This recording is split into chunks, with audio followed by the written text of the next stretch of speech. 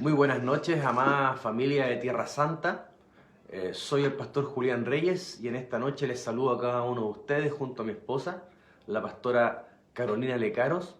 Y bueno, hoy día es nuestro miércoles de discipulado, pero que con algo especial. Hoy día vamos a ministrar y a participar juntos de la Santa Cena. Estuvimos durante estos días anunciando por redes que hoy íbamos a realizar y a participar de la Santa Cena. Como todos saben, ya los días viernes estamos ya presenciales en la oración, por lo tanto hoy día vamos a hacer la maravillosa y el poderoso encuentro que tenemos con el Señor Jesucristo a través de esto. Así que mientras los saludamos y a todos los que se van conectando, vaya, busque sus elementos si no los tiene preparados, su brebaje, su líquido que representa la sangre de nuestro Señor Jesucristo y ese trozo de pan que representa el cuerpo de nuestro Señor Jesucristo. Amén. Entonces, esta noche es una noche especial, es una noche de ministración, es una noche donde vamos a cenar con el Señor, donde vamos a participar con Él de su cuerpo, de su sangre. Y en ese sentido, antes de que vayamos a cenar con el Señor, mientras usted prepara todos sus elementos, vamos a hablar un poco de lo que significa el participar de la Santa Cena del Señor. Amén. Y bueno, la Santa Cena es un momento de comunión con el Señor y de participación de su misma vida y de sí mismo. De hecho, el Señor Jesucristo, cuando estuvo en la tierra, Él vino a darnos una herencia extraordinaria. Él vino a restaurar nuestra relación con Dios el Padre, porque hasta ese momento solo éramos creación de Dios. En el momento en que aceptamos al Señor Jesucristo como el Señor de nuestras vidas, lo hacemos nuestro Señor y Salvador, nacemos de nuevo y comenzamos a ser parte de la familia de Dios, y Dios nos toma y nos hace sus hijos, nacemos de Él directamente, y como hijos, al igual que Jesucristo, nos hace coherederos de toda una herencia poderosa, de toda una herencia sobrenatural que Dios trae para compartir con todos nosotros. Y si pudiésemos resumir la gran herencia o la gran promesa que Dios nos hizo, la promesa de Dios es la vida eterna. Diga conmigo, la vida eterna. Entonces, la vida eterna o la misma vida que fluye de Dios o que Dios mismo vive es algo maravilloso, algo tan poderoso que es una herencia sobrenatural y que de ahí descansa prácticamente todo lo que Dios le concedió al Señor Jesucristo, nos hizo coherederos con Él, pero es a través de participar de su misma vida. Entonces, Él cuando estuvo en la tierra enseñó a sus discípulos a cómo conquistar y a cómo vivir en plenitud esta herencia que Él había conquistado o que Él venía a conquistar en la cruz por ello.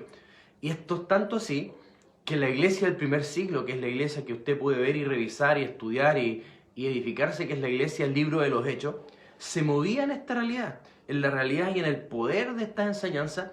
Y esto es tan así que ellos, para participar de la vida de Jesucristo, de su misma impartición, ellos entendían el misterio de la Santa Cena o la comunión con los santos y lo practicaban de manera muy frecuente.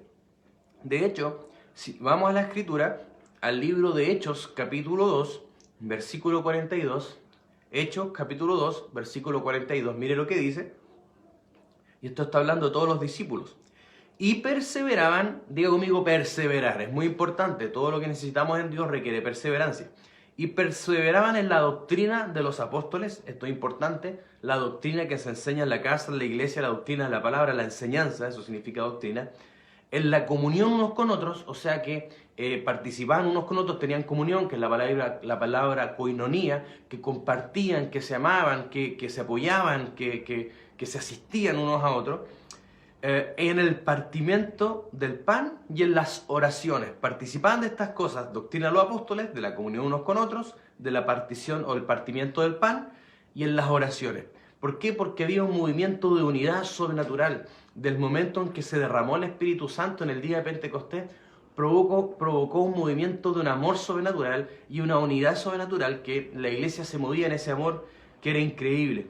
Y esta comunión que tenían con Dios y la comunión que tenían unos con otros hacía que el pueblo tuviese una intimidad muy fuerte con Dios y que también tuvieran una marca en su vida y vivían en santidad.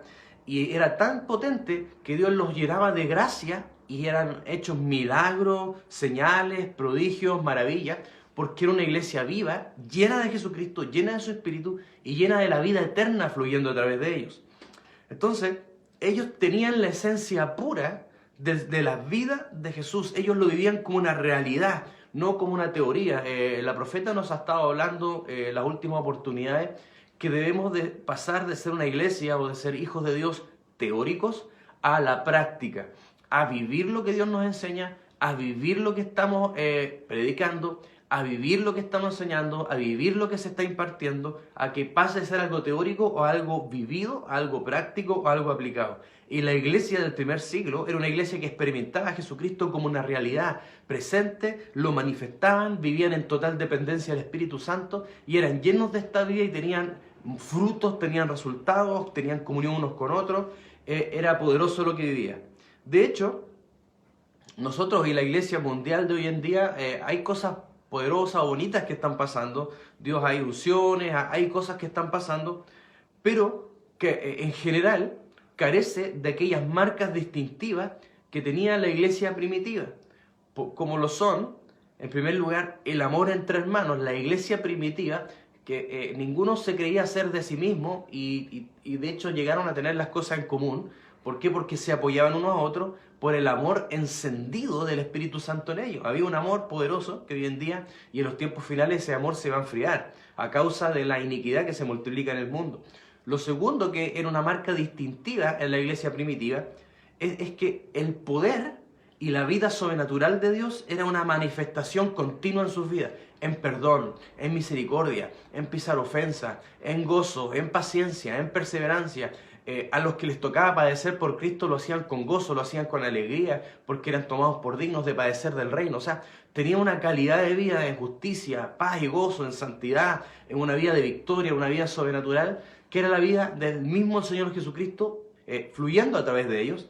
Y además la iglesia, aparte de tener este amor entre hermanos, de esta manifestación de la vida y del poder sobrenatural de la vida de Dios en sus vidas, además vivían en el temor de Dios, lo cual vivían en verdadera santidad. De hecho, una revisión del libro de los Hechos, usted se va a fijar que una de las razones o uno de los atributos que hacía que las iglesias eran fortalecidas por el Espíritu Santo era que andaban y caminaban en el temor de Dios.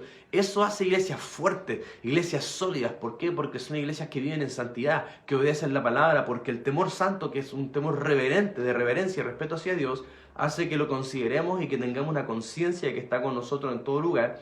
Y eso moldea el carácter, moldea la conducta y nos lleva a no vivir ni en doble estándar, ni en hipocresía, sino vidas verdaderas y consagradas genuinamente a Dios. Entonces, si es que nosotros no tenemos estas tres cosas como personas o como hijos de Dios o como iglesia de estos tiempos, seremos como símbolos que resuenan.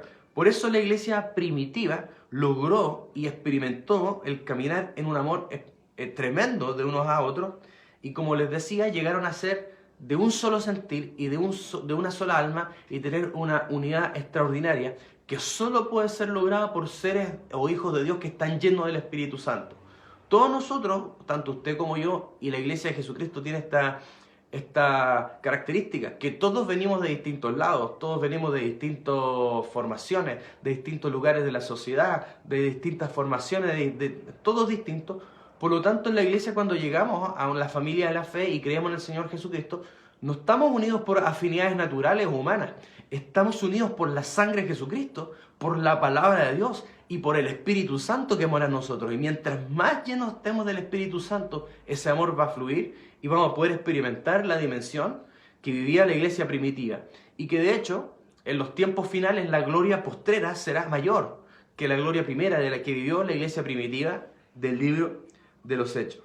De hecho, el Señor Jesucristo, por eso les decía que ellos participaban del partimiento del pan, que era la Santa Cena, todos los días, y esto era parte de un fluir de la vida de Dios en sus vidas.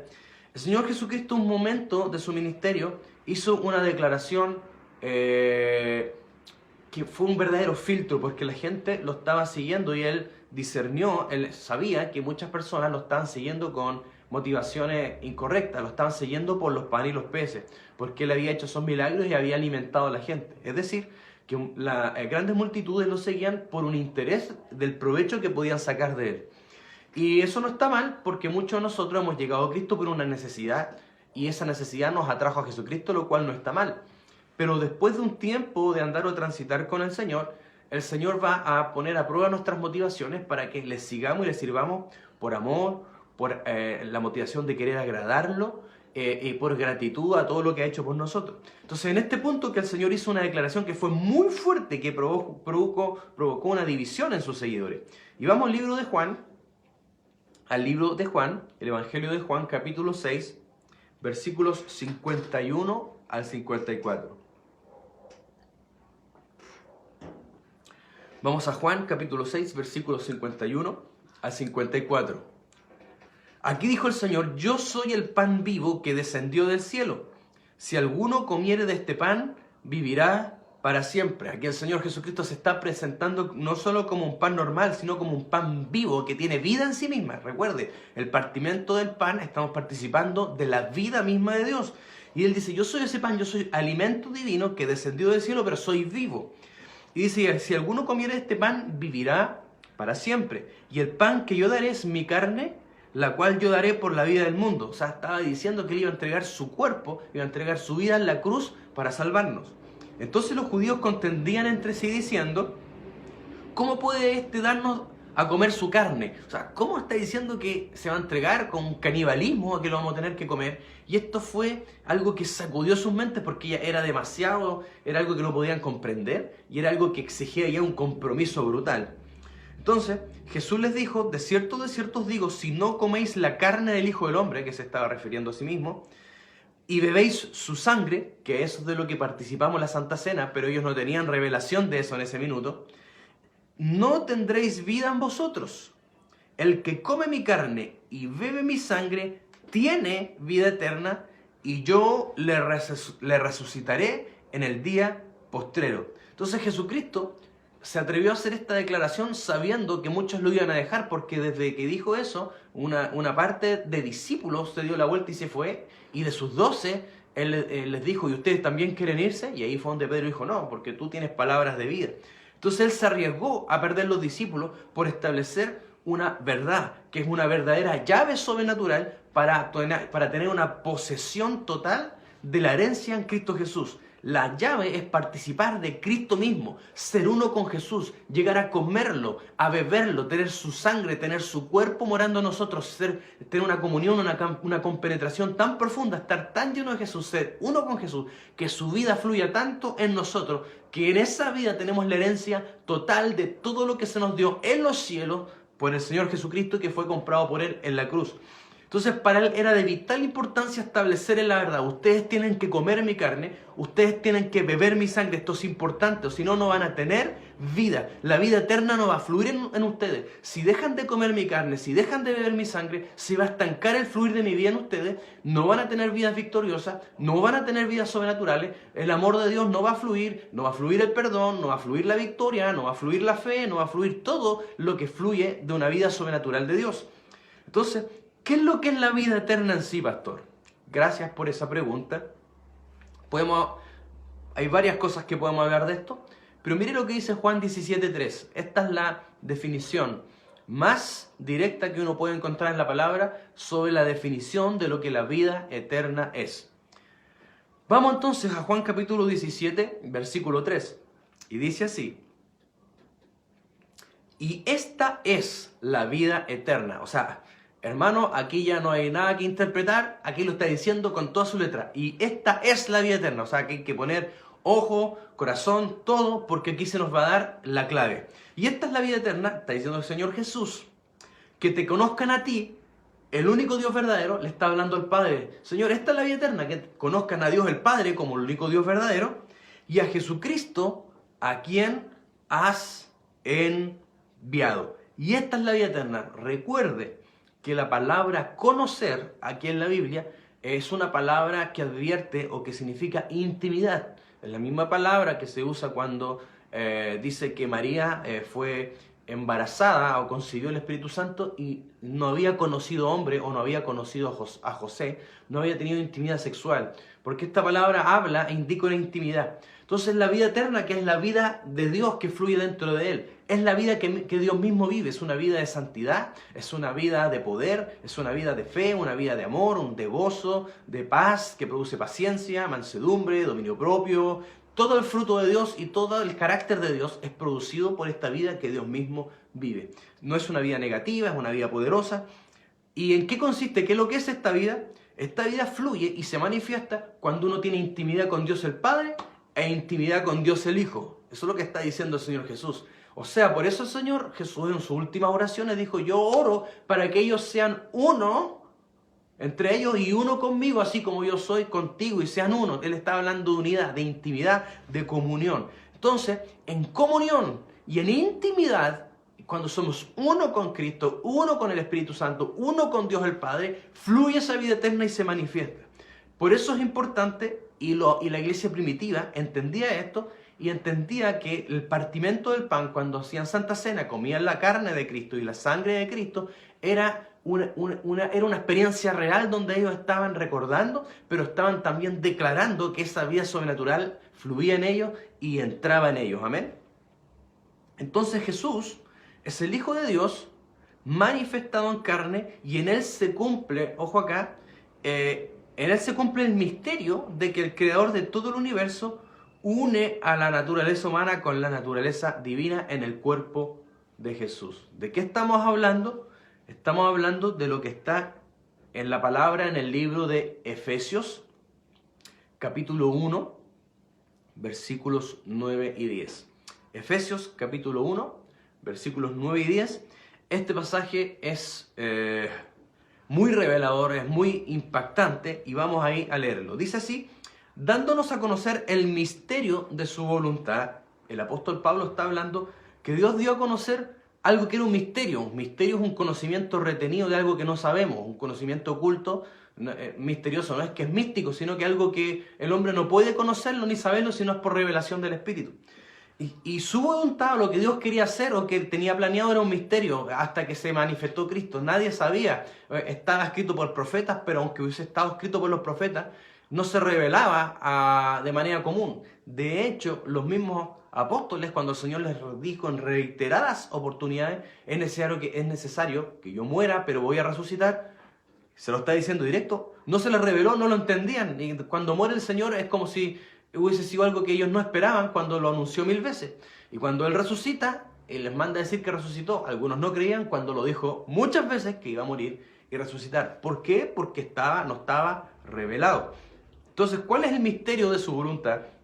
Sigamos leyendo. Según su beneplácito, el cual se había propuesto en sí mismo. Esto es lo que Dios tenía, esto es lo que determinó Él, esto es lo que quiso hacer.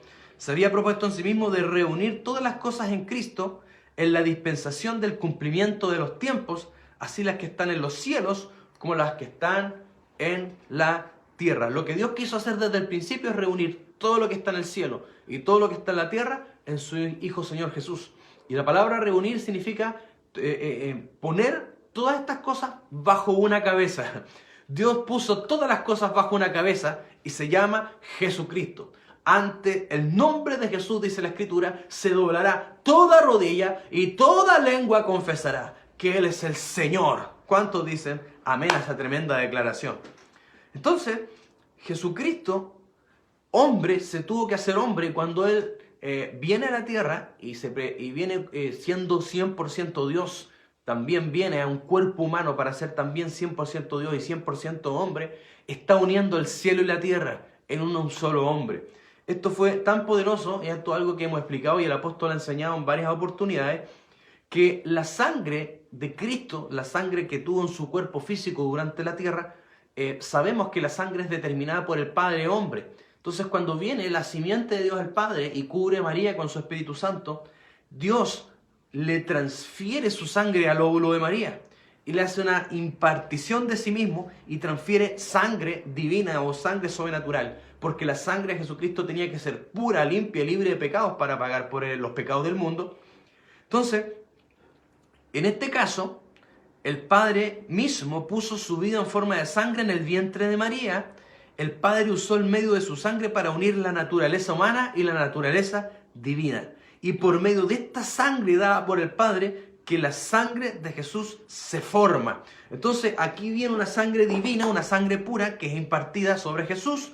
Y en otras palabras, la eternidad penetró el tiempo y habitó por primera vez en un cuerpo aquí en la tierra. Y hizo a un ser 100% Dios y 100% hombre, dándole sangre divina y luego carne, un cuerpo humano para entrar en esta tierra para hacer una gran obra de redención y de salvación sobre todos nosotros. Entonces, asimismo, el Señor Jesús habita a través de un cuerpo. Cuando Él entregó su cuerpo en la cruz para que fuera molido por nosotros, nos tomó a nosotros como iglesia y ahora nosotros somos su cuerpo. De hecho, nuestros cuerpos físicos componen el cuerpo de Cristo aquí en la tierra. Por eso dice que tu cuerpo y mi cuerpo son templos del Dios viviente y son miembros del cuerpo de Cristo, que es su iglesia. Esto es sorprendente, ¿no?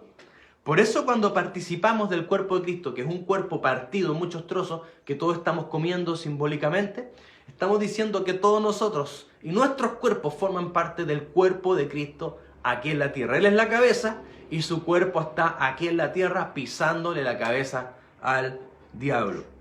Entonces, el Señor Jesucristo, de alguna manera, y ojo acá, Él estaba diciendo que no solo era necesario tener fe en Él para que su espíritu y su presencia estuvieran en nosotros, porque Él dijo, el que cree en mí tiene vida eterna, es cierto, pero también, como vimos anteriormente, dijo que para que tuviésemos vida eterna había que comer su carne y beber su sangre, y entonces tendríamos vida eterna. Entonces, de la misma manera en que el cuerpo humano, el cuerpo físico, necesita comida, también nuestro espíritu, el espíritu del hombre, recuerde que somos espíritu, alma y cuerpo, nuestro espíritu, que nació directamente de Dios el día que aceptamos a Cristo como Señor y lo confesamos como nuestro Señor, vino su espíritu en la misma simiente que vino al óvulo de María, viene su espíritu y deposita una simiente en nuestro espíritu y nace y resucita nuestro espíritu, y ahora este espíritu necesita ser nutrido espiritualmente. Por eso Juan 6:32 dice lo siguiente, Juan 6:32.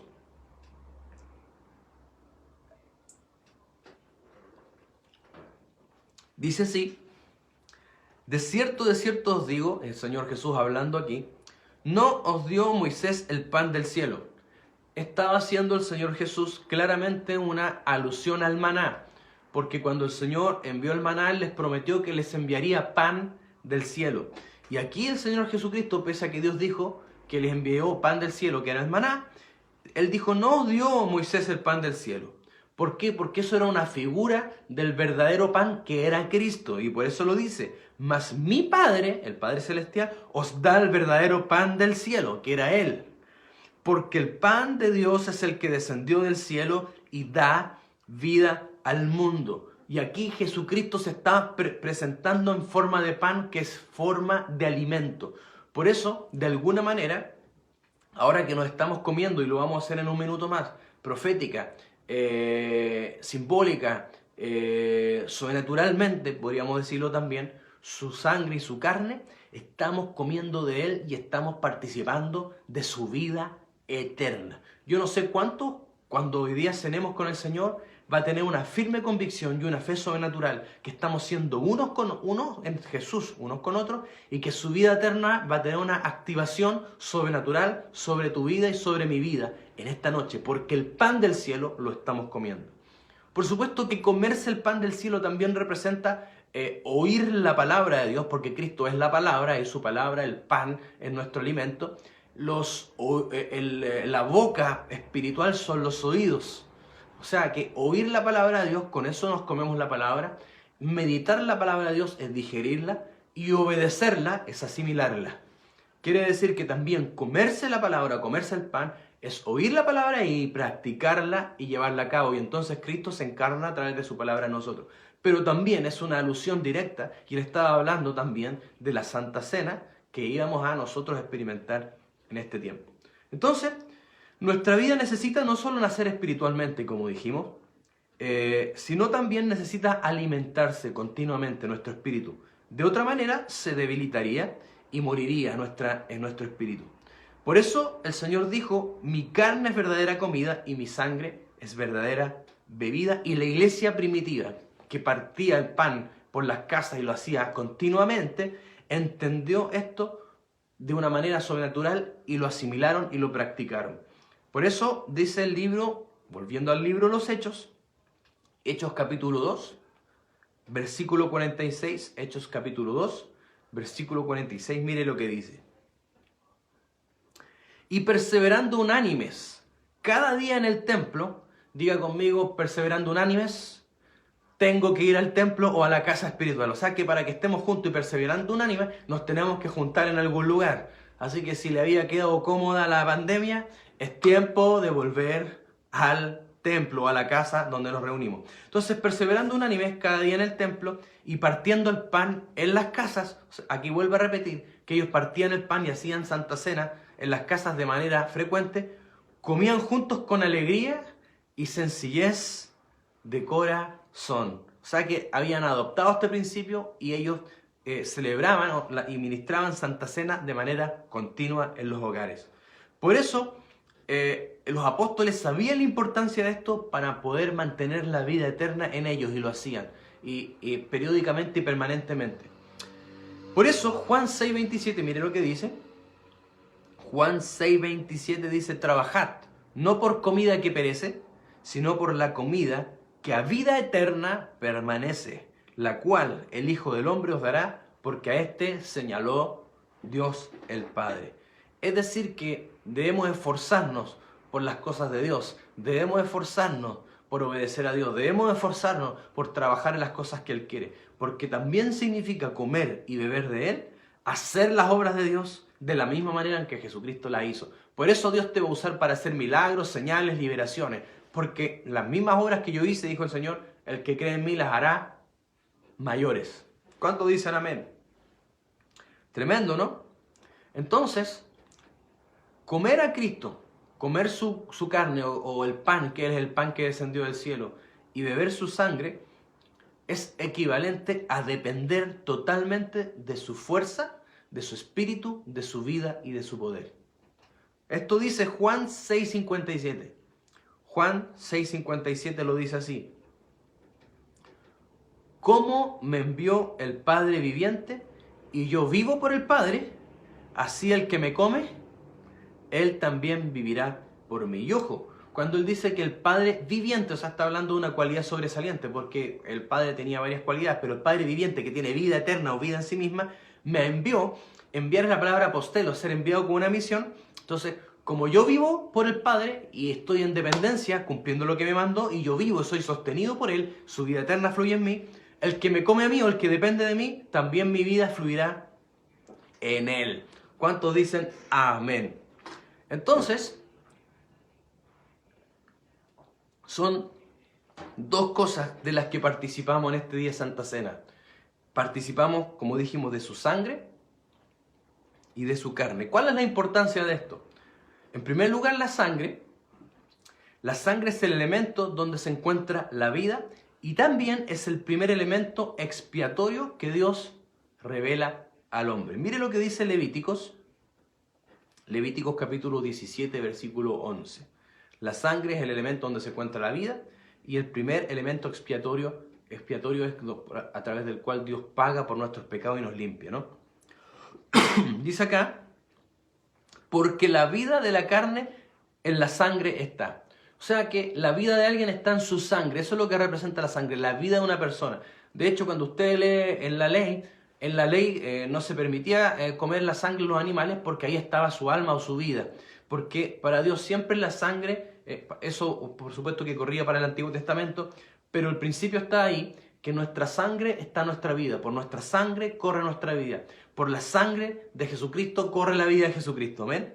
Porque la vida de la carne en la sangre está, y yo os he dado para hacer expiación sobre el altar por vuestras almas, y la misma sangre hará expiación de la persona. O sea que la sangre es vida, pero también expía o paga por los pecados de otro. ¿Por qué paga por los pecados de otro? Porque para tú redimir una vida, la moneda de cambio es otra vida. O sea, es una vida por otra. Y entonces, y como en la sangre está la vida, es la sangre la que tiene que ser derramada para expiar. Por eso ningún hombre podía pagar su rescate. ¿Por qué dice la Biblia que ningún hombre podía pagar su rescate? Porque aunque diera su vida, su sangre no tenía el valor suficiente como para pagar su salvación. Tenía que ser una sangre de mayor valor, la preciosa, que significa valiosa, sangre de Cristo, de un cordero sin mancha. Entonces, desde que el ser humano cayó, el Señor siempre ha querido restaurar esta relación para que la vida se restaure, su vida eterna, y fluya en nosotros. Y es por eso que en esto que habla de la expiación, en la fiesta de la expiación, una vez al año, el sumo sacerdote lo que hacía era entrar al lugar santísimo con la sangre de un cordero para que se pudiesen de alguna manera calmar, cubrir o tapar en parte los pecados del pueblo.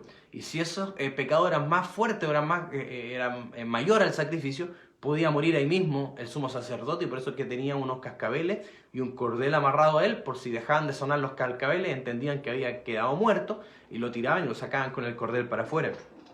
Entonces, Hebreos 9.7 dice algo en esta línea. Hebreos 9.7 dice lo siguiente: pero en la segunda parte es donde podía entrar solo el sumo sacerdote una vez al año. Es lo que le acabo de decir. Está hablando del lugar santísimo. Está el lugar, los atrios, el patio de afuera, el lugar santo, que se le llama la primera parte, y después el lugar santísimo, que era donde estaba el arca del pacto, el propiciatorio, donde la gloria de Dios habitaba. Y ahí solo, dice acá, solo el sumo sacerdote una vez al año, hablando de la fiesta de la expiación, no sin sangre, el cual ofrece por sí mismo y por los pecados de ignorancia del pueblo. Entonces recuerde, la sangre hay vida, y también es el primer elemento de expiación, porque es vida por vida. Amén. Por eso es que Dios tuvo que proveer, y lo hemos explicado muchas veces, un sistema de ofrendas y sacrificios para que a través de la sangre de los animales que se ofrecían en todo el sistema mosaico de la ley, pudiesen ir cubriendo, tapando el pecado, porque no lo quitaban. Pero todo esto era una sombra y era una figura de Cristo mostrando que Dios un día iba a enviar a su Hijo, que era el Cordero inmolado. Por eso dice Hebreos 10, 4 al 7, y esto es poderoso. Hebreos 10, 4 al 7, dice así: porque la sangre de los toros y de los machos cabríos, estos eran los animales que se ofrecían durante todos estos años a través de la ley para expiar pecado, o lavar pecados, quitar culpa, perdonar pecado, porque la sangre de los toros y de los machos cabríos no pueden quitar los pecados, no podían, porque era solo para taparlo. Por lo cual, entrando en el mundo, dice, y aquí está citando una profecía del Antiguo Testamento: sacrificio y ofrenda no quisiste, mas me preparaste cuerpo. Holocaustos y expiaciones por el pecado no te agradaron. Entonces dije, he aquí vengo, oh Dios, para hacer tu voluntad. Jesucristo estaba hablando desde la eternidad que no fueron suficientes todos los sacrificios, los holocaustos, los animales que se mataron, porque no pudieron quitar el pecado. Entonces dice, me preparaste cuerpo, o sea, a María y el óvulo de María, y vine y entré en la tierra a través de un cuerpo a cumplir tu voluntad, que era la de salvar a los hombres de sus pecados a través de una sangre inmaculada en la cual se unen los cielos y la tierra. Entonces, esto es poderosísimo, porque cuando nosotros venimos en esta noche a cenar con el Señor, estamos bebiendo su sangre, estamos bebiendo su vida, estamos bebiendo su poder sobrenatural fluyendo dentro de nosotros. La sangre de Jesucristo tiene poder.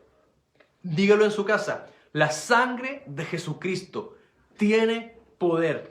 Y hablando de figuras y sombras, el poder de la sangre de Cristo también la vemos en la primera Pascua que se celebró en el libro del Éxodo, cuando el pueblo del Señor cuando el Señor libera a su pueblo de Egipto y envía su última plaga, que era el ángel de la muerte, cuando mata a los primogénitos de todo Egipto.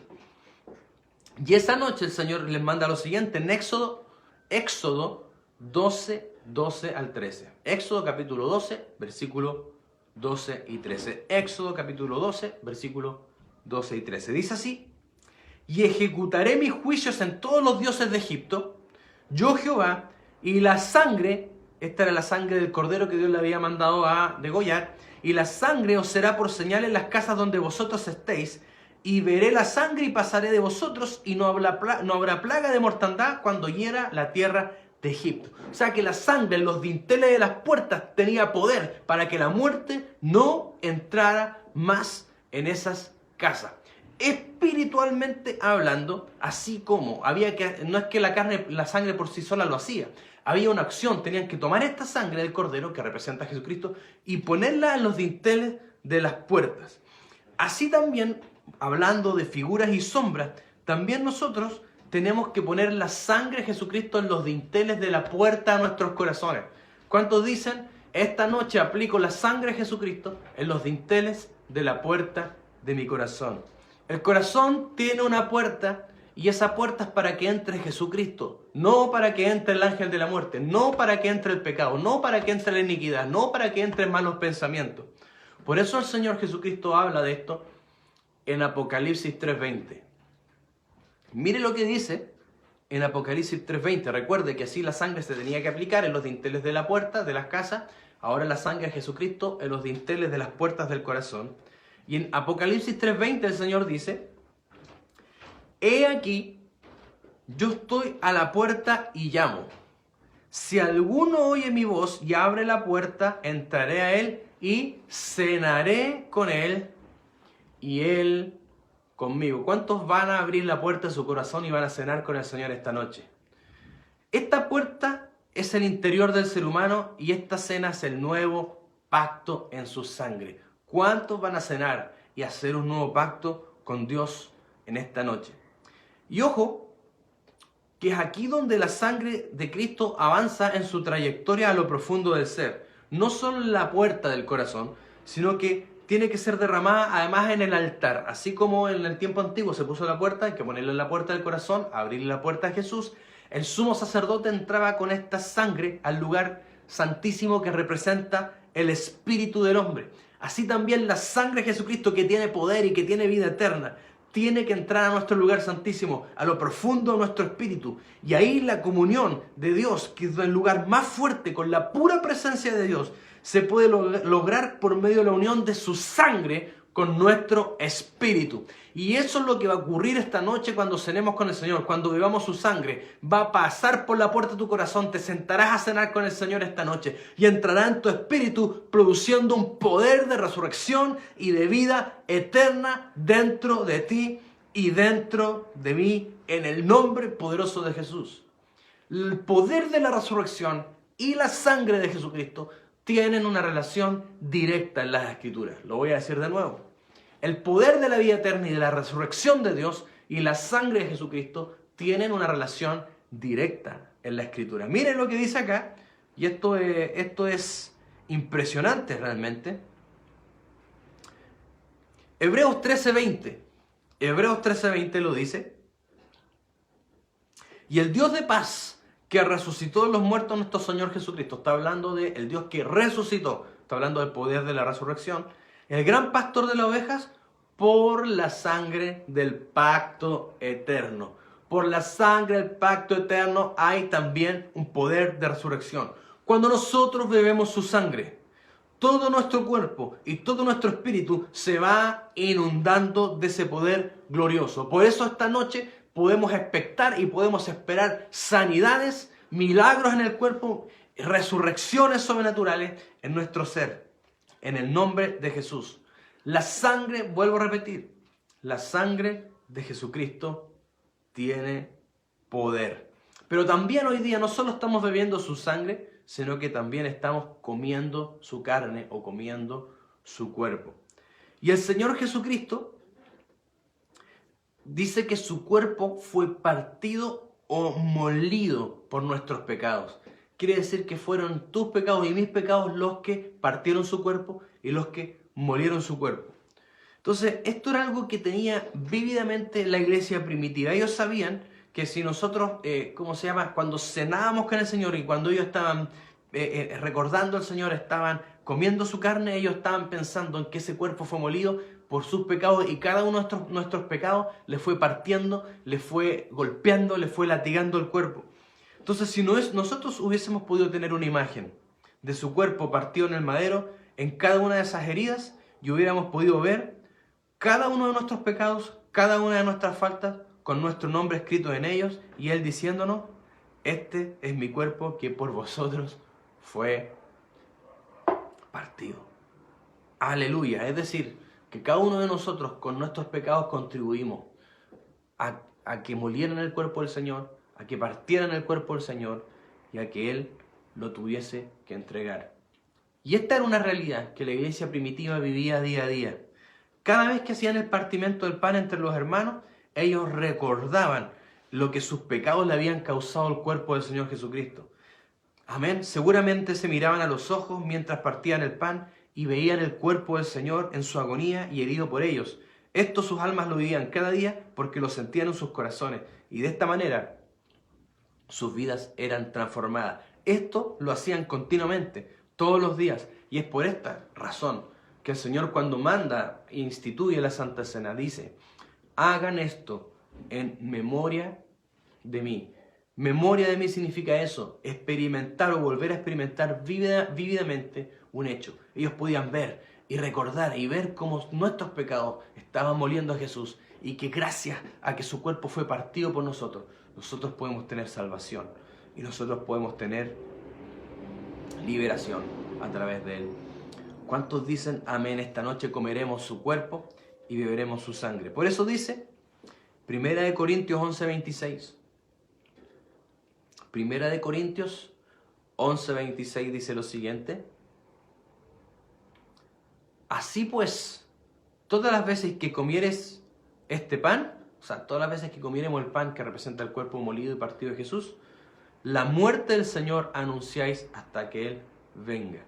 ¿Qué es anunciar la muerte del Señor? Es recordar lo que significó, el precio y lo que tuvo que pagar por nuestros pecados y por el pecado de la humanidad. Cada vez que anunciamos su muerte estamos recordando el precio alto que se tuvo que pagar para que nosotros fuésemos sanos, para que nosotros fuésemos salvos, para que nosotros fuésemos libres, para que nosotros fuésemos bendecidos por nuestro Señor Jesucristo. Entonces, esto nos tiene que dar una conciencia y un estilo de vida y un enfoque de manera tal que hasta que todo lo que hagamos y hasta todo lo que pensemos incluso esté totalmente impregnado por su sacrificio, para que la vida de Dios se manifieste a través de nosotros en todo lugar, en el nombre de Jesús. Entonces, por eso 2 Corintios 4:10 dice esto. 2 Corintios 4:10.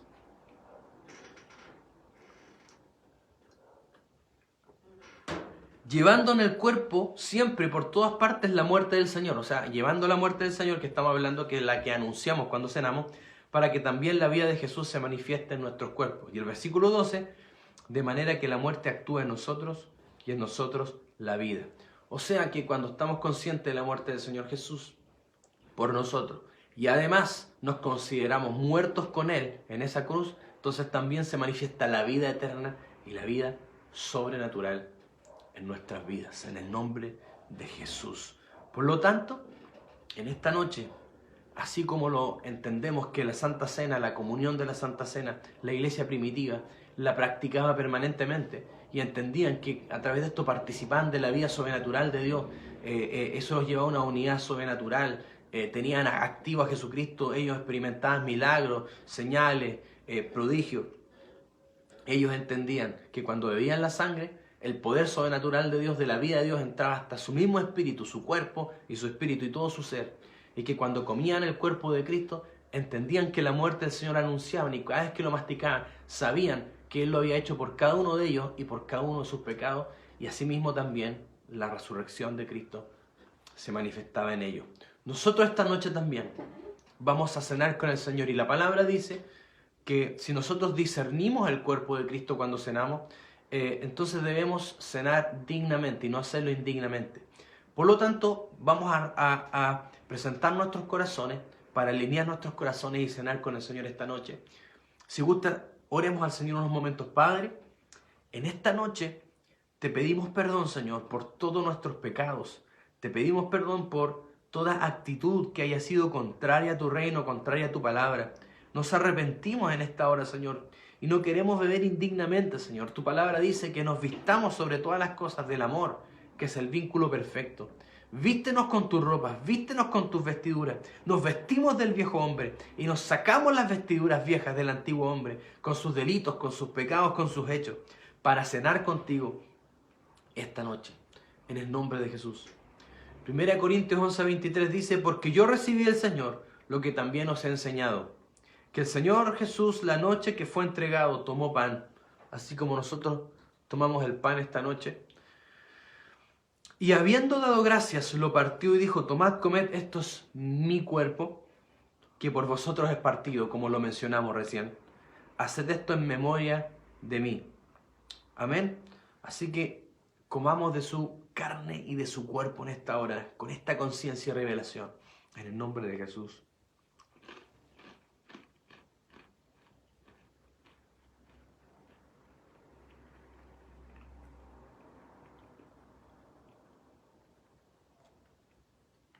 Gracias, Señor. Gracias por ese cuerpo, Señor. Gracias por tu sacrificio. Gracias, Señor. Gracias, Padre, por todo lo que has hecho. Señor Jesús, lo diste todo en esa cruz. Te lo agradecemos con todo el corazón. Aleluya. Asimismo tomó también la copa, después de haber cenado, diciendo, esta copa es el nuevo pacto en mi sangre. Recuerde que aquí está su vida. Haced esto todas las veces que la bebiereis en memoria de mí. Así pues, todas las veces que comiereis este pan y bebiereis esta copa, la muerte del Señor anunciáis. El precio por nuestros pecados hasta que Él venga. Bebamos de su sangre y su vida sobrenatural con este entendimiento. Oh, gracias, Señor. Gracias, Señor. Gracias, Señor. Gracias, Señor, te damos esta noche. Gracias por tu vida. Gracias por tu poder manifestado a través de nosotros. Declaramos que tu vida sobrenatural se activa en cada uno de nosotros, Señor. Que tu poder sobrenatural, que tu poder de resurrección comienza a fluir y a tomar vida. Pudre todo yugo de iniquidad. Pudre todo yugo de enfermedad. Todo cuerpo enfermo. Sana esta noche con el poder de tu espíritu, con el poder glorioso de tu presencia. Declaramos que estos cuerpos son miembros de tu cuerpo y que toda dolencia es sanada, porque por tus llagas fuimos nosotros curados.